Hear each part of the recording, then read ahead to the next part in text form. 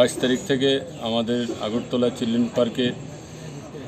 প্রথমবার first north east industry and trade fair শুরু হয়েছে। আমাদের ত্রিপুরা ইন্ডাস্ট্রি ওনার্স অ্যাসোসিয়েশন আমরা অনেক দিন যাবত চেষ্টা করছিলাম যে একটা কমন প্ল্যাটফর্ম তৈরি করার জন্য, যেখানে আমাদের নর্থ ইস্টের বিভিন্ন প্রোডাক্ট, ত্রিপুরাতে যে প্রোডাক্টগুলি হয় সেই প্রোডাক্টগুলি হয়তো গুয়াহাটির লোক জানে না, গুয়াহাটিতে যে প্রোডাক্টগুলি হয় সেটা হয়তো মিজোরাম জানে না, সেরকম ত্রিপুরার যে প্রোডাক্টগুলি আছে সেগুলি একটা প্ল্যাটফর্মে প্রোডাকশান যারা করে সেগুলিকে একটা প্ল্যাটফর্মে কমন প্ল্যাটফর্মে আনার জন্যে